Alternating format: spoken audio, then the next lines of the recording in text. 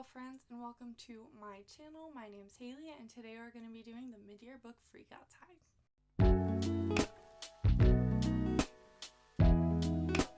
Since this is my first video, I just wanted to tell you guys a little bit about my reading taste. So I got back into reading during COVID in 2020. So this is my 5th year being back into reading and so far I have really enjoyed it.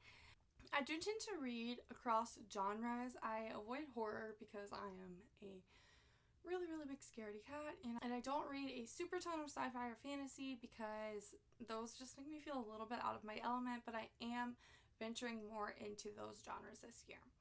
So without further ado, let's hop into the prompts. So the first prompt is the best book you've read so far in 2024, and it will be really hard to pick just one answer, so I have two. The first book that I really enjoyed this year is In the Lives of Puppets by TJ Klune. I listened to this one on audio, and the audiobook was definitely part of the reason why this was such a fun reading experience. So this book follows Victor, and Victor is human, and he lives with his father who is not human. He's a robot, and his robot friends. And in this world, most of the humans are gone. I can't remember if Vic knows that or not, but most of the humans are gone. He's like the only human left. And he likes to go to scrap yards and go on adventures with his little robot friends, and he has this nurse robot who is called Nurse Ratched, and Ratched stands for something I don't remember, and he has a Roomba who is called Rambo, and they go to the scrap yards and they find this robot that looks like a person that's like still kind of alive, and they take him back. And then they try to hide it from his dad, but his dad is not convinced that something weird isn't going on. And then because of them taking this robot, they kind of get caught, and then Victor's dad gets taken. And so Victor and Nurse Ratched and Rambo repair the robot that they find, and they call him Hap, and they repair him, and then all four of them set out to go to the big city to find Victor's dad. I feel like that was convoluted and does not make this story sound good, but the story is so good. It is a found family trope with obviously a little bit of queer romance in here, as TJ Klune always does. This book was so phenomenal. It made me laugh out loud repeatedly. Again, the audiobook really helped with that. The voices that the narrator did for the different characters were so spot on, and they just were hilarious, and it was impossible not to fall in love with these characters and not to love this story. The ending kind of felt a little sad and a little unfinished to me, but overall I would still recommend this book, and it was one of my favorites that I read so far this year. The other book that is one of my favorites that I read this year is The Whispers by Ashley Audrain, and this book is so good. I think about this book all of the time. This book, we're following a group of people that live in this neighborhood. This is a suburban drama type thriller. At the beginning of the book, we find out that this little boy in one of the families has fallen out of his window, and he is completely unconscious, and he's in the hospital, and they don't know if he's going to recover. And so over the course of the book, we're following these different families, these different people, and we're getting inside of their lives. We're learning all of their drama, and at the end of the book, we do find out what happened to the little boy. And the last line of this book is so chilling. I still think about it all the time, and I highly recommend this book, and I also recommend her previous book, The Push. The second prompt is the best sequel you've read so far this year in 2024. And for me, that is A Curse for True Love by Stephanie Garber. This is the third and final book in the Once Upon a Broken Heart trilogy. This trilogy takes place after the events of Caraval in that same world. What are their names? Scarlet and Donatella are the rulers, and this follows a girl named Evangeline who makes a deal with Jax, who is the Prince of Hearts. He's one of the Fates, and it follows kind of their story from there, and they go to this in the first book. This is in the first book. Obviously, I'm not going to tell you what's going on in this one, but after she makes her deal with Jax, they go to this like festival in one of the northern territories or countries where the king is trying to find a princess, and Jax kind of puts a spell on her that makes the prince fall in love. I don't The more I talk, the less I'm confident in what I'm describing, but just know that Evangeline makes a deal with Jax, and then the chaos ensues from there. Obviously, this is the third book in the trilogy, so I can't tell you what this one is about, but I really enjoyed the events of this book, and I thought that it wrapped up the story nicely. I thought we got nice, happy, acceptable endings for all of the characters, and I highly recommend this series if you haven't read it already. The next prompt is a new release that you haven't gotten to yet that you really want to read this year. And so I have two answers for this as well. I have two books that I'm really looking forward to. The first one is The Husbands by Holly Gramazio. And this book follows our main character, Lauren. It is Lauren. I should have known. This is like the third time I tried to film this video. It follows our main character, Lauren, and she comes home from a night out with her friends, and her husband is waiting up for her, which is perfectly normal until you realize that Lauren doesn't have a husband. But somehow she has this husband in her flat, and her life completely reflects her having this husband.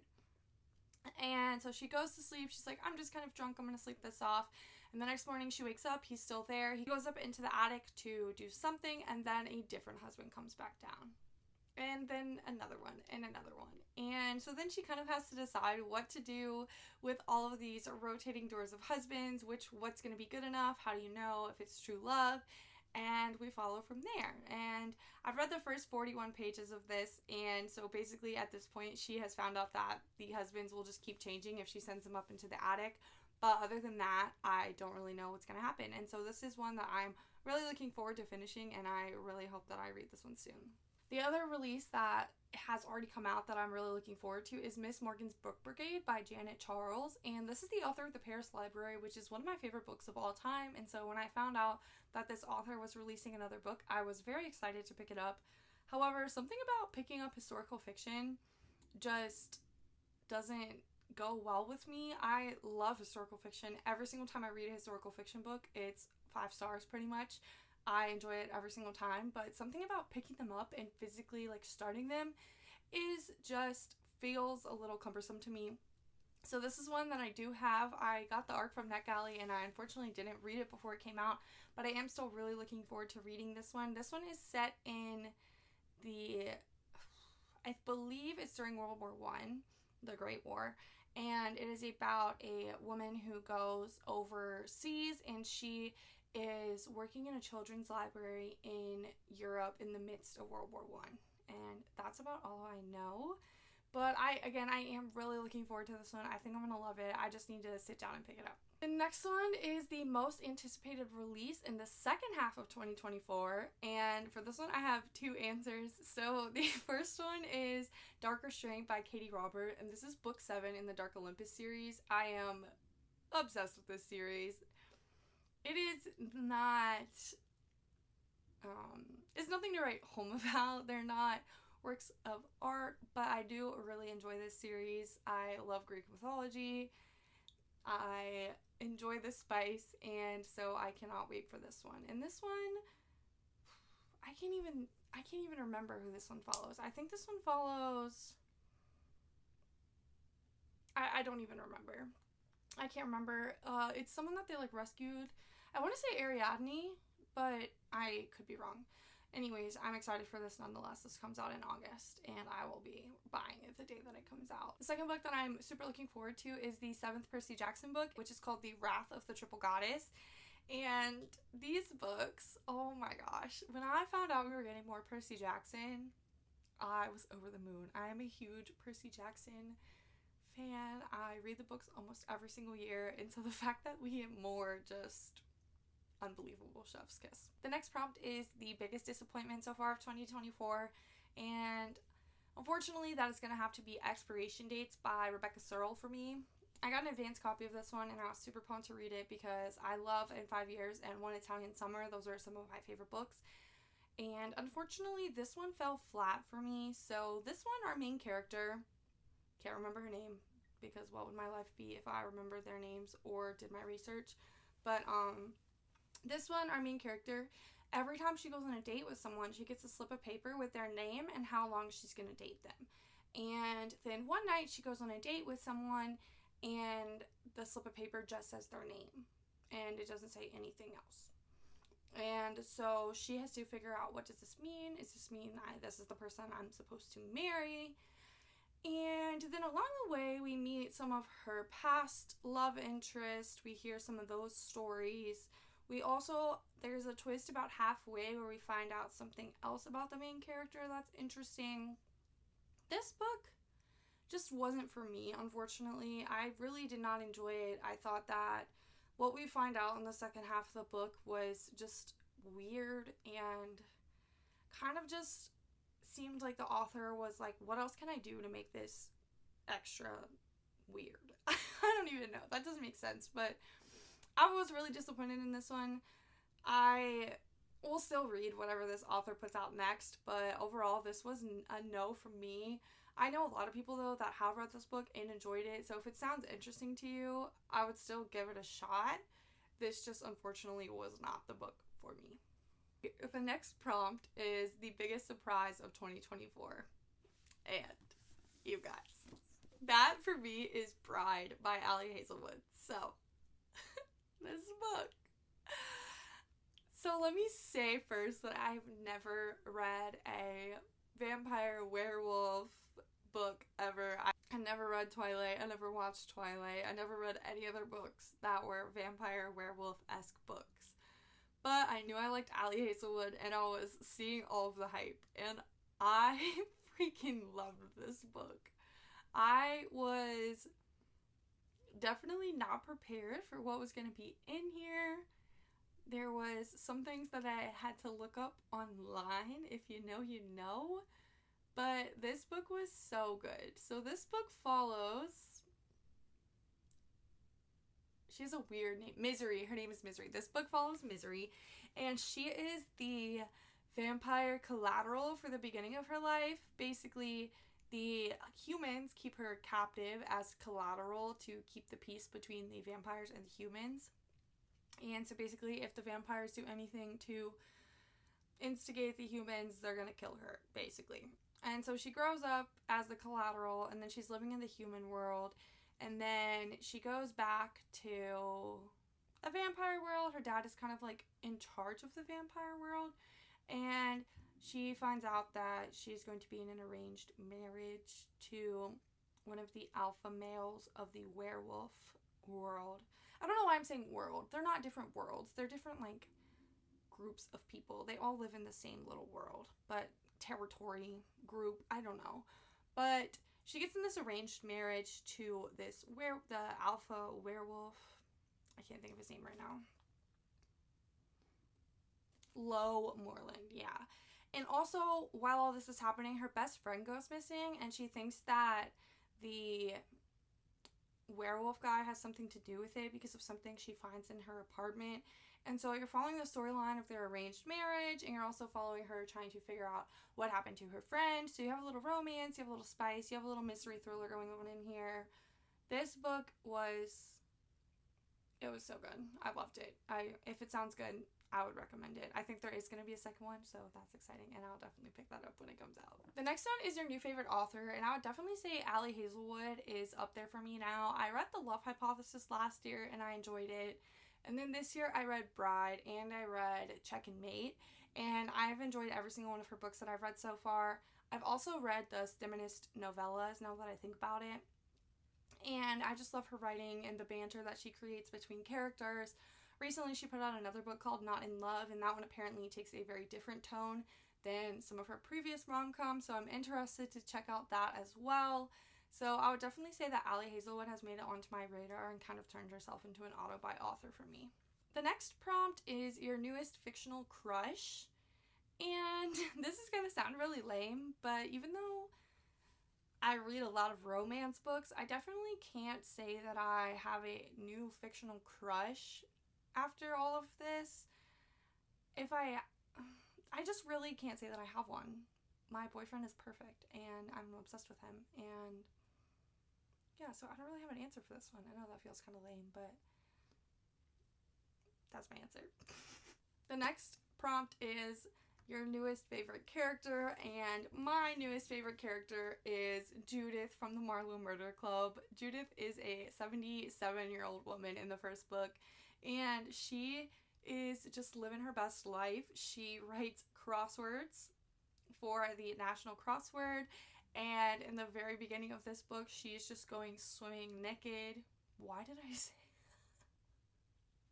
Why did I say it like that? Sometimes I'm too southern for my own good. She's going swimming naked in the River Thames, and it's just so hysterical, and she is just one of those old ladies that does not care. And obviously in this book, she becomes part of the Marlowe Murder Club, and she's helping to solve the murders that take place in this book. She's just so iconic, and I love her, and I can't wait to read more from her in the future. I can't believe I said naked. Next prompt is a book that made you cry, and for me that is going to be Here We Go Again by Alison Cochrane. This is my first book by this author, and this book follows two teachers, Rosemary and Logan, and they were friends growing up, but then there's some event that happens that causes them to become enemies, and because of one reason or another, they both ended up back in their hometown teaching at the same high school that they went to. And they, at this point, actively do not like each other. They do not want to be around each other. They don't enjoy working together. The one thing they have in common is their love for their old English teacher. And they find out right at the end of the school year that their old English teacher is dying, and his dying wish is to have the two of them take him on a cross-country road trip.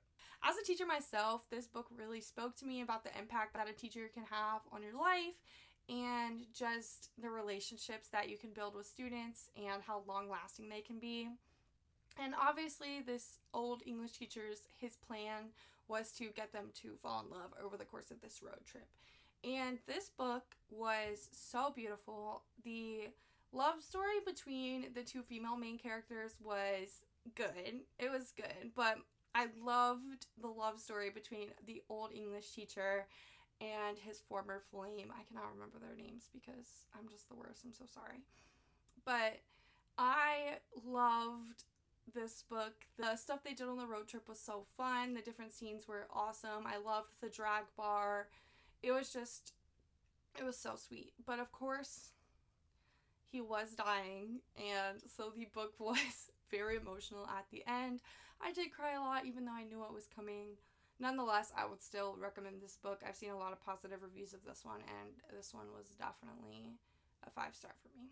Next is a book that made you happy. For me, that is going to be The Prospects by K.T. Hoffman. So this book follows Gene, our main character, and he is the first openly trans professional baseball player.